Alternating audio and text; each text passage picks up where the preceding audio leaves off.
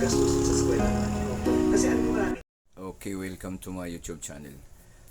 Kung maalala natin o maalala ninyo, there was a time wherein yung kasikatan ni Vincent Dumasig nung sumali pa siya sa Tawag ng Tanghalan. Boundaries So are meron also akong known as constructive in-upload boundaries. na video Spawn fault boundaries na are ang considered sabi ko, or also known parang as kahawig conservative siya boundaries. sa mga uh, yapak niyang ating superstar na si Nora Honor at katulad din ni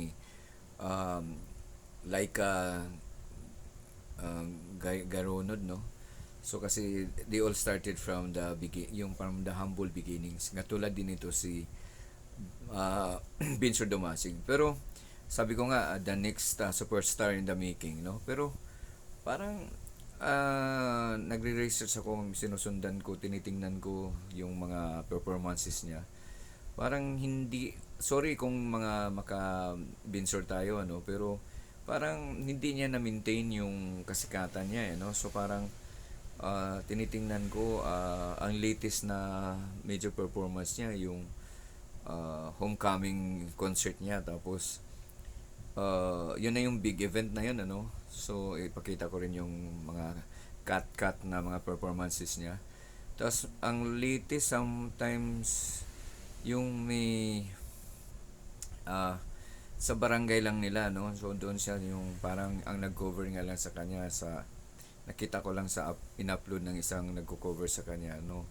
So parang ang tanong ko lang, I tried asking sa research ko sa Google.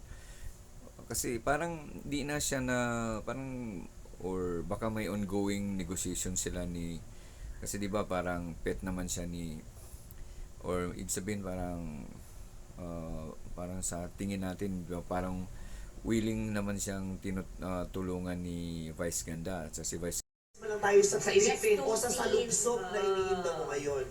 Di ba? O bayanihan tayo, tulungan. Di ba? Kahit konti lang. Di ba? Saya. Salamat po. Tawag ng tanghalan sa show!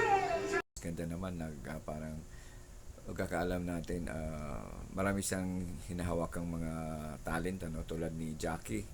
Si Jackie, hawak niya yon. So siya yung manager niyan. Si Aura, siya yung manager niyan.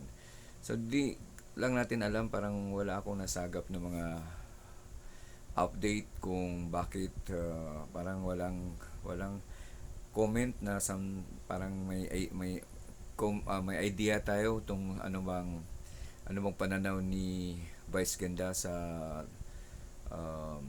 nitong kay Vincent Dumasig, kasi parang hindi niya na-maintain yung dating kasikatan, so baka naman dahil di ba nag-aral pa siya, at saka so nag-aral siya, baka priority niya pag-aaral, so parang di niya muna finocus diyan sa pagkakanta. Pero parang masabi natin, parang sayang ba, kasi parang di ba may kasabihan tayo na strike while the iron is hot.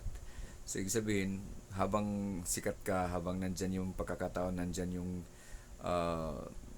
tao nakafocus sa'yo, nandyan susuporta sa'yo, so dapat hindi mo sayangin. So yun nga lang, no? So sinishare ko lang sa inyo kasi marami sa lahat ng vlog ko o sa lahat ng mga videos na upload ko dito sa YouTube channel ko, yung tungkol kay Vincent Dumasig ang pinakamaraming nanonood, no? So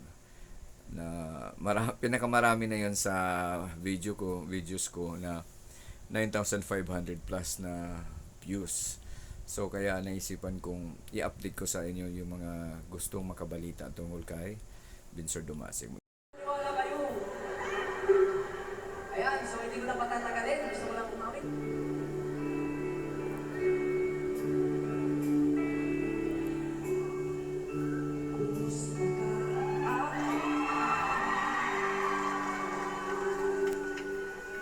Sana'y nasa mabuti ka. Ako'y huwag niyong intindihin. Nakakaraos din mga gabing mapanglaw ay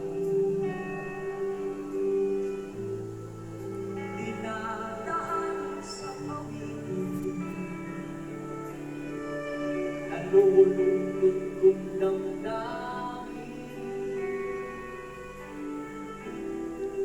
Naaaliw na rin. Dahil yan sa inyo mga matapos ko.